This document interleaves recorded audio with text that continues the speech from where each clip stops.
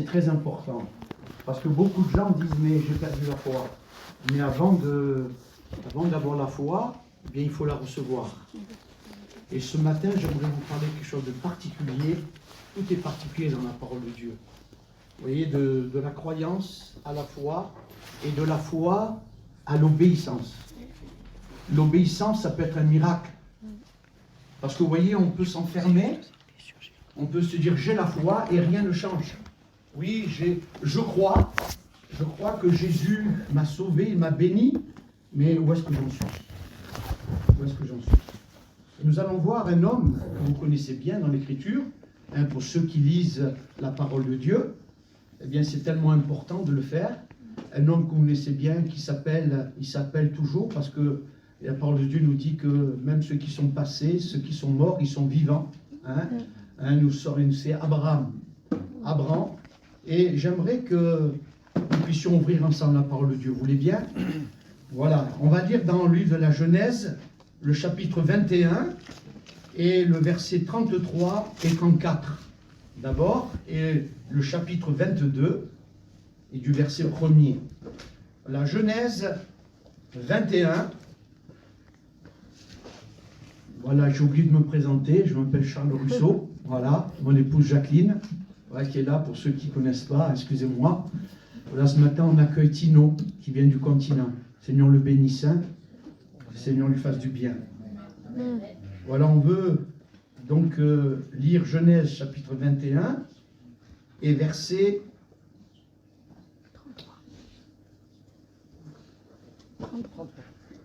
33 et 34. Écoutez bien, parce que tout va partir de là. Abraham planta des tamaris à Beersheba, et là il invoqua le nom de l'Éternel, Dieu de l'éternité. Abraham séjourna longtemps dans le pays des Philistins. Après ces choses, Dieu mit Abraham à l'épreuve, et lui dit: Abraham, et il répondit: Me voici. Dieu dit: Prends ton fils, ton unique, celui que tu aimes, Isaac, va-t'en au pays de Morija, et là offre-le en holocauste sur l'une des montagnes que je te dirai. Abraham se leva de bon matin, sella son âne, et prit avec lui 2 serviteurs et son fils Isaac. Il fendit du bois pour l'holocauste et partit pour aller au lieu que Dieu lui avait dit. Le 3e jour, Abraham leva les yeux, vit le lieu de loin, et Abraham dit à ses serviteurs: Restez ici avec l'âne. Moi et le jeune homme, nous irons jusque-là pour adorer, et nous reviendrons auprès de vous. Abraham prit le bois pour l'holocauste, le chargea sur son fils Isaac, et porta dans sa main le feu et le couteau.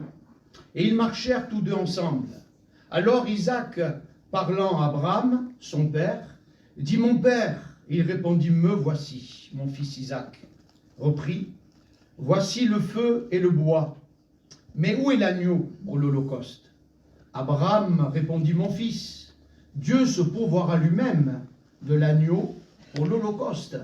Et ils marchèrent tous deux ensemble. Lorsqu'ils furent arrivés au lieu que Dieu lui avait dit, Abraham y éleva un autel et rangea le bois. Il lia son fils Isaac et le mit sur l'autel par-dessus le bois.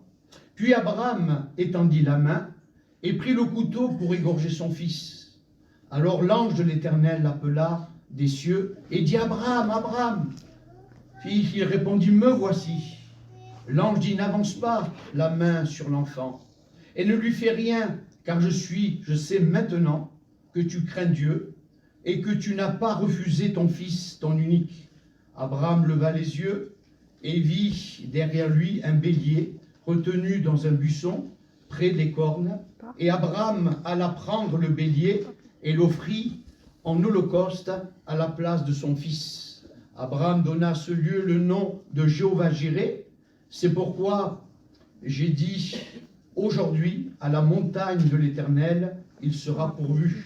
L'ange de l'Éternel appela une seconde fois Abraham des cieux et dit: Je le jure par moi-même, parole de l'Éternel, parce que tu as fait cela, et que tu n'as pas refusé ton Fils unique, je te bénirai et je multiplierai la postérité, le sable qui est sur le bord de la mer, et ta postérité possédera la porte de tes ennemis.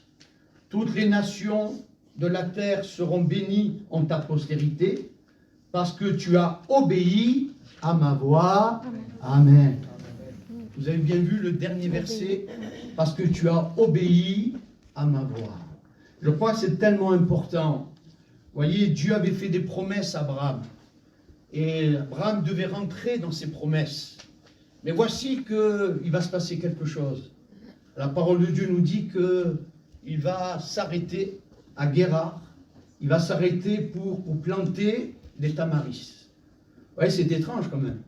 Vous voyez, c'est vrai qu'il a eu pas mal d'épreuves, pas mal de difficultés. La famine lui a fait bien aller en Égypte. Il va revenir, il va regretter parce qu'il aurait dû demander à Dieu, ce Dieu dans lequel il avait entendu sa voix, dans lequel il avait quitté son pays, il avait quitté tout cela, il avait entendu la voix de l'Éternel, et voici qu'Abraham, avant de devenir Abraham, sera Abram, le père d'élévation, mais avant qu'il devienne ce père d'élévation, avant qu'il devienne la source de bénédiction, il y a eu ce plan que Dieu avait échafaudé pour sa vie. J'aimerais dire ce matin que chacun de nous qui avons reçu le Seigneur, et chacun de nous et vous qui êtes là pour la première fois, les premières fois, Dieu a un plan pour vous. Et si vous ne rentrez pas dans ce plan d'obéissance, vous serez toujours à côté de la bénédiction que Dieu veut vous apporter. Et ça, c'est tellement important. Important de toujours rentrer dans le plan de Dieu. Et Dieu lui avait donné même un fils. Ce fils, vous savez qu'il va se marier avec Sarah, et puis il ne pourra pas avoir d'enfant parce que Sarah était stérile. J'aurais pu broder beaucoup, mais il y aura un miracle ce matin, je vais être court. Voilà.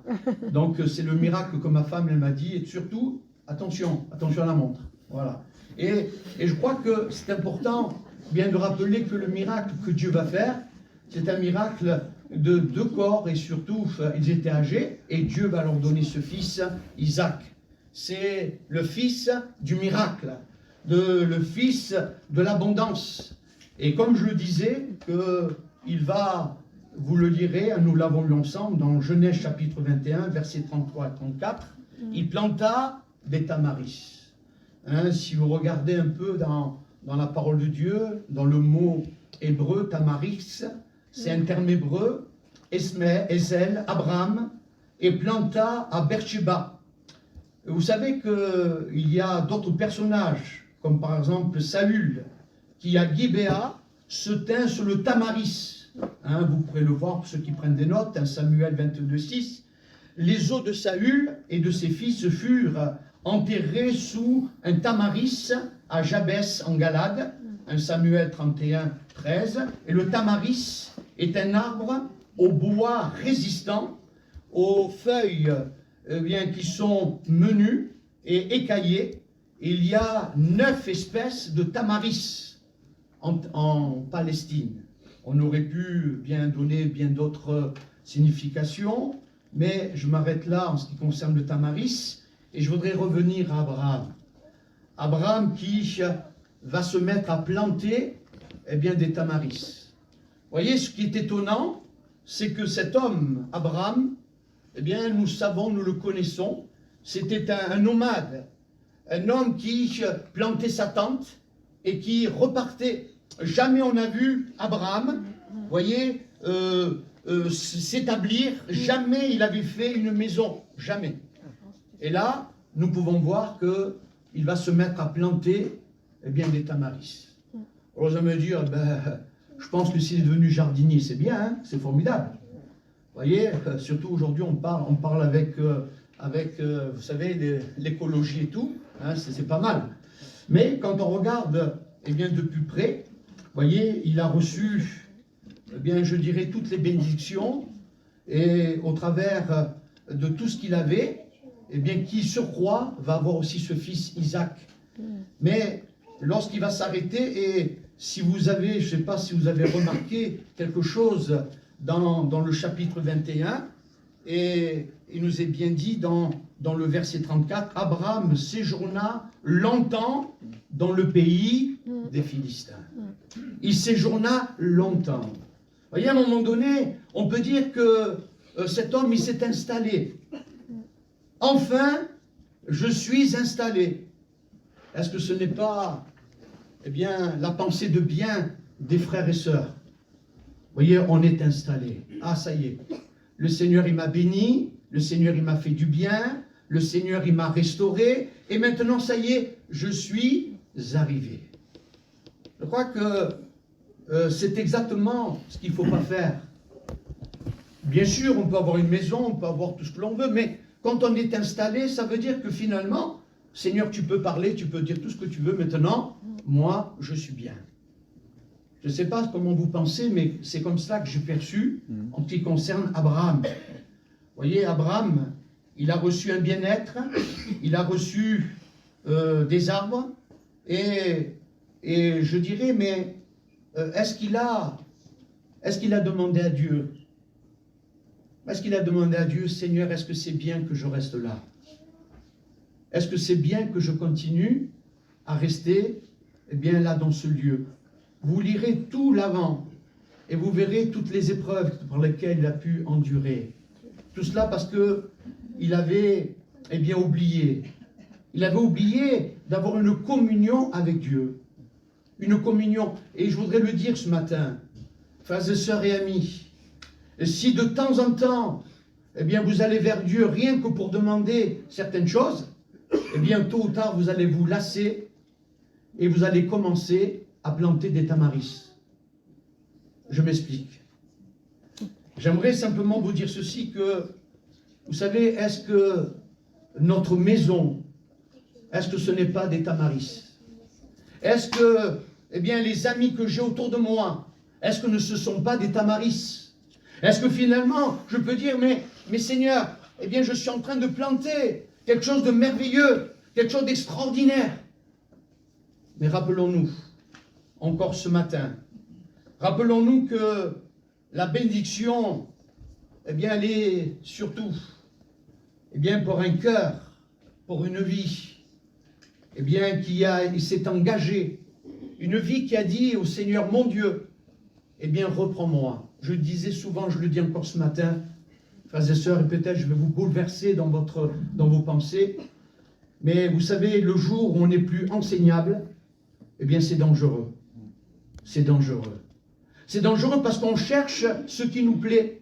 On cherche, eh bien, finalement, eh bien, nos intérêts. Nos intérêts. Vous voyez, au travers des tamaris, eh bien, il était dans l'ombre. Il y avait la fraîcheur, c'est formidable. Merci Seigneur. Et vous avez remarqué qu'il va invoquer l'Éternel. Il va invoquer. Il va simplement, eh bien, dire, mais je crois que c'est bien de temps en temps d'invoquer. Et Abraham était dans ces termes. Vous voyez, il était là, il dit maintenant, j'adore Dieu. De temps en temps, je l'invoque. De temps en temps, je veux qu'il me guérisse, je veux qu'il me bénisse, je veux qu'il agisse. Vous voyez? Mais comme je le disais tout à l'heure, comprenez ce que je veux dire. Nous sommes passés de la croyance à la foi. Et Dieu veut nous dire, cette foi que tu as reçue, eh bien, elle doit passer à l'obéissance. Même si des choses, bien qui ne te plaisent pas, des choses que tu penses que tu n'auras aucun profit, et pourtant, est-ce qu'on n'a pas dit que dans les mains de Dieu, c'est là où nous sommes le mieux? Est-ce que nous n'avons pas dit, Seigneur, eh bien, c'est lorsque je cherche ta face, lorsque je cherche ta direction, eh bien, Seigneur, c'est là où je suis le mieux. Parce que tu me parles. Amen, parce que tu me restaures. Parce que tu me renouvelles. Et je crois que c'est tellement important cela. Important. Et c'est pour cela que quand nous regardons, eh bien, cette parole, quand nous regardons, eh bien, Abraham, eh bien, Dieu l'a béni. Dieu lui a donné un état d'être dans la satisfaction. Et c'est pour ça que tout à l'heure, je vous disais, il faut faire attention, parce que les pièges, c'est justement cela. Les pièges, comprenez-moi, c'est pas je dis que la famille, il ne faut pas s'en occuper, au contraire, il faut s'en occuper. Mais je dois m'occuper de Dieu aussi. Comme Jésus a pu dire, il faut que je m'occupe des affaires de mon Père. J'aimerais dire que le travail, eh bien pour toi, ça peut être aussi un tamaris. Vous voyez, travailler, je travaille, j'ai pas le temps. Vous voyez, la semaine c'est bien, mais vous ne savez pas comment c'est. Mais moi je travaille, je bosse. C'est bien d'être là le dimanche, alléluia. Je suis sous le tamaris. C'est formidable, alléluia. Et moi j'aimerais ce matin que nous puissions être bousculés. Je vous le dis à vous, je le dis aussi à moi. Bien sûr que la situation où nous sommes, c'est pas facile. Hein, aujourd'hui, les femmes ont besoin de travailler, c'est vrai, il y a tellement de choses. Mais je pense que ça doit être un état d'esprit, un état d'âme. Seigneur, qu'est-ce que je fais? Qu'est-ce que je fais, Seigneur? Est-ce que tu peux encore me reprendre? Est-ce que tu peux encore, Seigneur mon Dieu, eh bien, solliciter en moi, eh bien, un désir, eh bien, pour les choses, eh bien, spirituelles? Vous savez, l'apôtre Pierre, sur la montagne de transfiguration, eh bien, il a dit, qu'est-ce qu'on est bien là? On est bien sur la montagne. C'est formidable. C'est extraordinaire. Hein, nous sommes, eh bien, comme Pierre. Il faut nous dire, qu'est-ce qu'on est bien là? On est bien. Mais dans tout cela, eh bien, j'aimerais vous dire, je fais un raccourci, et comprenez ce que je veux dire. Quand je regarde, eh bien là, la vie d'Abraham, je m'aperçois d'une chose, je ne sais pas si vous l'avez remarqué, c'est l'absence de Dieu. L'absence de Dieu. Il invoquait l'Éternel. Il n'y a pas cette communion. Il invoqua. Alors on peut se poser la question, où était Dieu là? Où est Dieu? Et la question que je dois me poser ce matin, mon frère, ma soeur, je me la pose pour moi. Où est Dieu? Où est Dieu dans mes luttes et dans mes combats? C'est vrai que, alléluia, l'Éternel c'est celui qui guérit, alléluia. C'est celui qui apporte la bénédiction, alléluia. Merci Seigneur. Mais en ce qui concerne, eh bien, ma vie intérieure, en ce qui concerne cette obéissance, où est-ce que j'en suis? Où est-ce que j'en suis? C'est tellement important. Vous voyez, j'aimerais simplement dire qu'il a beaucoup parlé à Dieu, mais Dieu ne lui a pas beaucoup parlé dans ces temps où il est en train de planter, eh bien, les tamaris. Dieu ne lui a pas beaucoup parlé. Et je pense que, voyez-vous, il y a tellement de choses que nous pouvons réaliser ce matin. C'est que, eh bien, c'était absence non seulement de la voix de Dieu, l'absence de la parole de Dieu, et il a adoré, il a invoqué le Dieu d'éternité, mais rien ne changea depuis longtemps. Depuis longtemps. Et ce matin, je me pose la question, je vous la pose. Combien de temps Dieu n'a pas bouleversé ta vie intérieure? Depuis combien de temps? Vous savez, je ne suis pas là pour essayer de vous juger, parce que je dis, Seigneur, moi j'ai besoin, Seigneur, que tu parles à mon cœur. Je disais il n'y a pas longtemps, et peut-être ça semble bizarre, je disais à Nice, j'ai l'impression que mon ministère, il commence maintenant. Il commence maintenant. Parce que j'ai compris, ou Dieu m'a fait comprendre, que j'avais besoin de passer du temps avec lui, dans la communion avec lui. Vous savez, on peut avoir même des gens à côté de vous, ils ne comprendront pas. Mais vous avez besoin, on a besoin, non seulement de pouvoir dire, Seigneur, je t'invoque, mais Seigneur, qu'il se passe quelque chose dans mon cœur, dans ma vie. Seigneur, que les choses changent, que ma situation, elle change.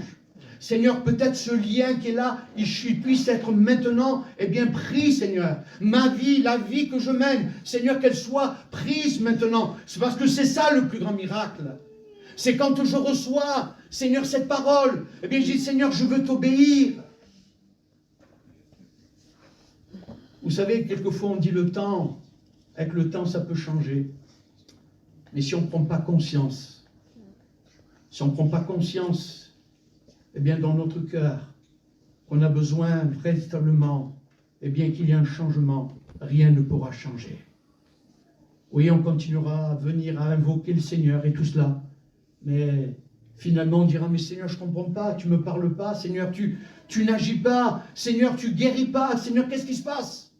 Qu'est-ce qui se passe? Alors Seigneur, aide-nous, aide-moi Jésus, à comprendre eh bien, ces choses. Alors maintenant, il est installé, voyez, il est sous ses ombrages, et Dieu a attendu patiemment, parce que son projet, c'est un projet eh bien, qui doit aller jusqu'au bout. Vous savez, si je voudrais vous donner une note quand même d'encouragement, c'est qu'Abraham, il avait la foi. Et parce qu'il avait cette foi, il a su entendre. Il a su entendre quand même, eh bien, à un moment donné, la voix de Dieu à nouveau. Ça, c'est important. Vous voyez, c'est important. Vous savez ce que nous dit l'Ecclésiaste au chapitre 3, versets 1er et 2, il y a un temps pour tout, un temps pour toute chose, sous eh bien, les cieux, un temps pour planter, et un temps pour arracher ce qui a été planté. Vous voyez, il y a un temps. Alors peut-être que ce matin, au travers eh bien, de cette parole, eh bien, je puisse être comme Abraham. Parce que voyez-vous, ce qui est important, c'est que dans le chapitre 22, verset 1er, dit qu'après ces choses, Dieu mit Abraham à l'épreuve. On n'aime pas trop ça, hein? On n'aime pas trop, hein? Comme quelqu'un a dit, oui, le Seigneur, si t'es ceci, t'es ça, parce que le Seigneur, il t'aime, hein? Et puis quelqu'un a répondu, il m'aime un peu moins, hein? Parce que j'en peux plus dans l'épreuve. Mais ça, c'était une épreuve salutaire pour lui. Et je pense que quand Dieu nous fait passer par le creuset, c'est pour nous édifier, même si on ne le comprend pas toujours. Je ne dis pas que Dieu va t'envoyer la maladie, Dieu va t'envoyer cela, mais les épreuves, elles font partie de la vie. Mais si ça vient de Dieu, c'est pour nous bénir, c'est pour nous approfondir les choses. On ne le comprend pas toujours. Aujourd'hui, il y a un peu un évangile à l'eau de rose, excusez-moi de vous dire ça. Vous voyez, un évangile, on dit même aux gens, vous savez, venez, Seigneur, il va vous guérir, venez, Seigneur, il va vous bénir. C'est vrai. Mais je crois qu'on oublie toujours de leur dire. Mais il faut qu'il se passe quelque chose à l'intérieur de vous. Tout commence par la repentance. La repentance. C'est là où on commence à bâtir les choses. Et là, nous voyons que, eh bien, Abraham, eh bien, il avait connu toutes ces bénédictions, toutes ces grâces. Il a appris le caractère de Dieu. Et même, il est devenu l'ami de Dieu. C'est pas donné à tout le monde quand même, hein? Être ami de Dieu. Il est devenu ami de Dieu. Il a appris à se fortifier dans la foi en Dieu. Et après ces choses, Dieu alla et l'amena, eh bien, plus loin. Je crois que c'est tellement important, ça. Seigneur, donne-moi d'aller plus loin. Vous savez, on peut le dire avec sa bouche. On peut le dire, eh bien, comme on voudra. Mais il faut qu'à l'intérieur, je puisse saisir cela. Seigneur, je veux saisir. Seigneur, je ne veux pas simplement écouter, mais je veux obéir, Seigneur. Je veux obéir. Vous savez, c'est tellement important cela. Parce que Dieu va appeler Abraham. Et le miracle, c'est qu'Abraham, il répondit, me voici. Me voici. C'est formidable. Il y a de l'espoir, de l'espérance. Peut-être ce matin, mon frère, ma soeur, toi, ami, il dit, mais je pensais que finalement, vous savez, la vie chrétienne où Dieu sait, il sait ce que je fais, même si je ne fais pas des choses trop bonnes, il le sait. Il le sait, oui. Mais en attendant, le temps passe. Et je ne réponds pas à Dieu, me voici. Et ce matin, c'est un cri, c'est ce que le Seigneur veut nous dire. Vous voyez, c'est ce qu'il veut, eh bien, lancer. comment répondre, eh bien, soi-même, eh bien, à sa voix, dans mes occupations, dans mes échecs, dans mes murmures, dans mes maladies, dans mes liens, ces liens qui sont là. Et je dis, ben Seigneur, toi tu le sais, et puis je continue. Je continue. Vous voyez? Et dans ma vie, parce que c'est une vie que je crée en parallèle. Et ça, c'est dangereux. C'est dangereux parce qu'à un moment donné, je dis plus Dieu, je voudrais tellement me placer devant toi, j'aimerais tellement que tu me parles. Ensuite, les choses sont inversées. C'est nous qui parlons à Dieu. Seigneur, il faut que tu fasses ci, il faut que tu fasses là, que tu fasses encore ceci. Vous savez, le moi, c'est terrible. C'est terrible. Alors, comment entendre ces choses qui vont faire, qui vont être arrachées de notre cœur? Bien, c'est la foi. C'est la foi. Et le miracle, c'est que je veux obéir. La foi, c'est Seigneur, je veux le faire. Il ne suffit pas de dire Seigneur, oui Seigneur, j'ai compris. Mais je veux le faire parce que, vous savez, si nos bénédictions, elles s'arrêtent aux choses de la terre, ben on est vraiment malheureux. On est malheureux. On a besoin vraiment des choses célestes. Et c'est là que Dieu, eh bien, nous attend. Dieu l'appelle. Viens. Et je voudrais simplement faire un parallèle avec nos vies. Seras-tu capable de répondre, eh bien Seigneur, eh bien me voici. J'en ai assez de faire semblant, non pas dans le sens de dire, mais j'ai l'impression que mon frère, ma soeur, vraiment ils ont une paix, ils ont cette joie. Mais moi aussi je fais semblant que je l'ai, mais je ne l'ai pas. Alors, on a tellement besoin que Dieu puisse vraiment nous appeler. Mais s'il nous appelle, et peut-être que ce matin je suis dans l'épreuve, pourquoi ne pas commencer justement par cela en disant, mais Seigneur, eh bien je veux entendre ce que tu as à me dire. Vous savez, quand ça ne va pas, c'est toujours la faute à un tel, c'est la faute à ceci, c'est la faute à l'église, c'est la faute à la société, c'est la faute à tout ce qu'on veut. Et même on a dit c'est la faute à Dieu. Il ne répond pas, il ne fait rien. Moi j'aimerais vous dire, et vous le savez mes frères et sœurs, plaçons-nous devant le Seigneur. Place-toi devant lui.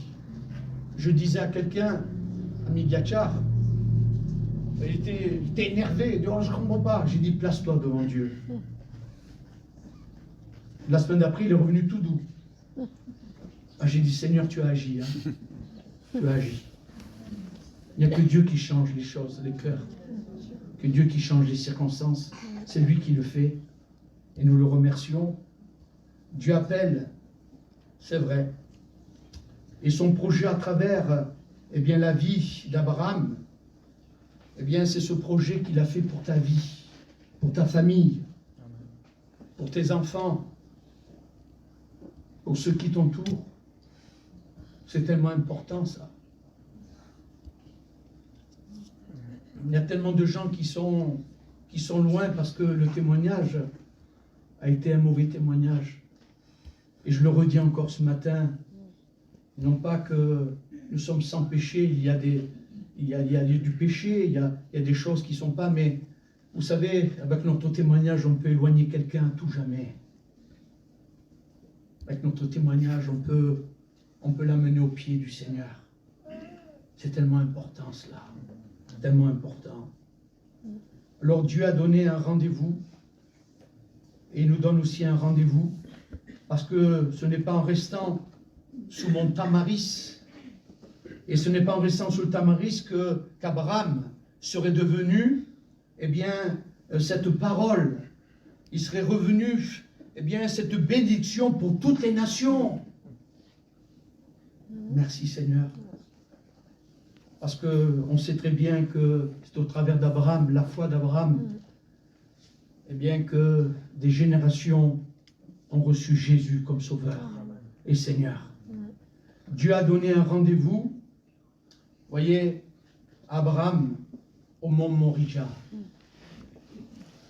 Je ne vais pas vous apprendre les choses, mais peut-être qu'on a oublié.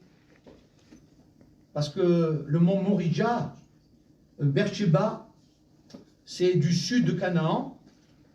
Et on s'aperçoit qu'il était sous le confort, la fraîcheur. Il était sous son arbre. Et Morija, c'est le rocher, le buisson. Il n'y a pas de fraîcheur, il n'y a pas d'ombre.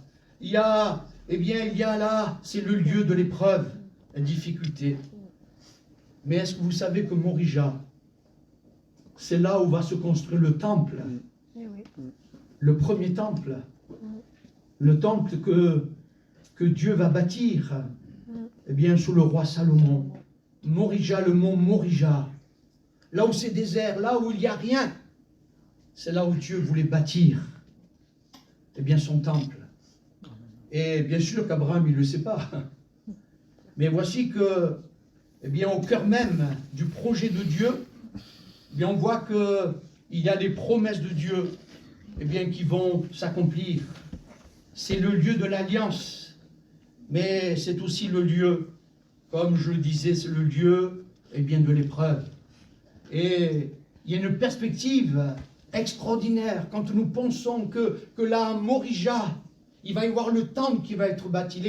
La parole de Dieu nous dit que les nations viendront. Et viendront dans ce temple. Et viendront, eh bien, pour rencontrer le Dieu d'Israël.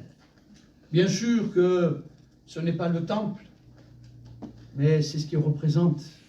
J'aimerais dire ce matin, mes frères et sœurs et amis, que le Seigneur nous a donné, eh bien, à côté de Morija, il y a un autre mont, c'est le mont Golgotha. Et le Seigneur nous a conviés là, à recevoir, au travers de ce merveilleux Sauveur, au travers de Jésus-Christ. Eh bien, merci Seigneur, parce que là, il y a pour nous quelque chose de magnifique, d'extraordinaire. Pourquoi? Parce qu'un homme, Abraham, eh bien, il a obéi. Il a obéi à l'appel, eh bien, de ce Dieu. C'est là où Dieu, eh bien, voulait ramener Abraham. C'est là que Dieu voulait, eh bien, nous ramener. Parce que, vous savez, Morija, c'est le temple. Mais nous sommes devenus le temple du Saint-Esprit. Amen. Vous le croyez, cela? Amen. Et si je suis le temple du Saint-Esprit, je peux laisser le Seigneur me parler, l'Esprit de Dieu me renouveler. Alléluia. C'est tellement important cela. Merci Seigneur. Mon âme, eh bien, elle devient le temple du Saint-Esprit. Merci Seigneur. C'est nous ramener aux choses centrales, aux choses essentielles. Dieu en nous, alléluia. Et si Dieu est en toi, si Dieu est ton Sauveur et ton Seigneur, et si l'Éternel vit en toi, on demande-lui ce matin, Seigneur, donne-moi d'obéir. Parole d'obéissance d'Abraham, quand Dieu va lui dire, prends ton fils, ton unique, celui que tu aimes, Isaac. Non, c'est pas Ismaël, c'est Isaac. Isaac, Dieu l'appelle. Et nous voyons que Jésus-Christ, eh bien, merci Seigneur, parce que Dieu, toi, tu nous l'as donné. Tu as donné Dieu le Fils unique. Ce n'est pas Isaac que Dieu voulait, mais c'est le cœur d'Abraham. Le cœur d'Abraham. Vous savez, vous pouvez dire ce matin, on peut dire chacun de nous, Seigneur, je t'aime. Tu sais que je t'aime, Seigneur. Mais est-ce que dans les faits, il faut aller jusqu'au bout, eh bien, pour nous rendre compte si réellement nous sommes prêts à pouvoir lui dire, Seigneur, je vais t'obéir, eh bien, jusqu'au bout. Et c'est pour cela que nous pouvons voir que souvent notre cœur se ferme, parce que nous avons dit beaucoup de choses. Mais si l'obéissance, et je le dis tout à l'heure, elle est attachée simplement aux bénédictions, simplement aux choses dont nous avons besoin, eh bien Dieu voudrait nous montrer le mont Morija. Voudrait nous montrer que le mont Golgotha. C'est là la rencontre, et bien que Dieu, nous a donné un rendez-vous. La bénédiction de la foi d'Abraham, voyez, il deviendrait la postérité de cette promesse. Isaac était l'enfant de la promesse. Vous le lirez dans Galates, peut-être qu'on peut le mettre sur l'écran. Galates chapitre 4, versets 22 à 27. Voyez, c'est la source pour l'éternité. Et nous pouvons voir que là, dans Genèse 22, 3, il nous est dit que alors il partit de bon matin, il fendit du bois de l'Holocauste. Vous connaissez tout cela. Il va commencer, à obéir, mais en action, pas simplement en parole. Il a dit oui, Seigneur, me voilà, me voici. Mais de bon matin, il va partir.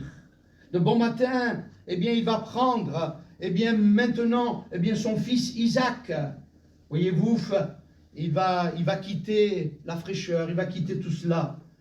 Et je crois que dans la parole de Dieu, il y a tellement d'exemples. J'en ai retenu un quand Élisée, il va recevoir cet appel. Il va dire qu'il était avec ses bœufs et son attelage. Il va prendre son attelage, il va l'offrir en holocauste. C'est pas écrit. Est-ce que Abraham, il a pris de ce bois du tamaris? C'est pas écrit. C'est pas écrit. Mais on peut le supposer. Mais comme les suppositions s'amènent des fois, à des doctrines, il ne faut pas dire cela. Mais on s'aperçoit qu'il va offrir en sacrifice, ce fils. Après 3 marches, après 3 jours de marche, voyez-vous, il n'a pas eu de doute. Il n'a pas eu peur. Vous savez, quand Dieu nous parle, il y a des gens qui disent, ah bon, Dieu vous a parlé. Oui, attention, il ne nous parle pas tous les jours. Mais quand il nous parle, on sait que ça vient de lui. Et Abraham, il n'a plus peur, il sait maintenant qu'il n'a plus d'angoisse. Mais Abraham s'est fortifié, écoutez bien, dans la foi et dans l'obéissance. Ça va ensemble. La foi et l'obéissance. Il a dit à Isaac, mon fils, Dieu se pourvoira. Vous savez, vous connaissez, on l'a lu ensemble, je vais passer rapidement. Et Dieu pourvoira, voyez, il pourvoira.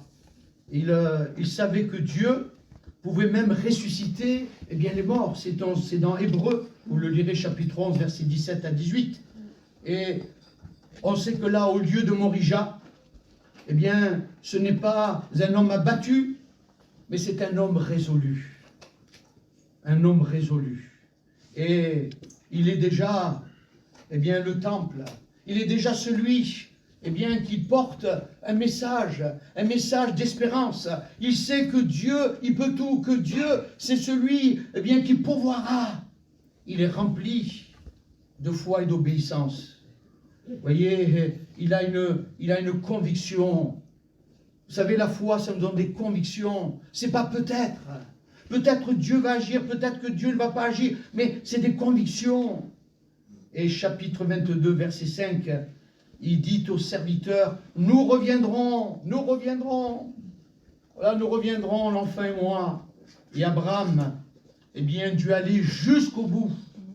Jusqu'au bout. À tel point que, quand on regarde de plus près, voyez-vous, lorsque, il va pouvoir, faire cet autel, il va lier son fils, là, sur la croix, sur cet autel, excusez-moi.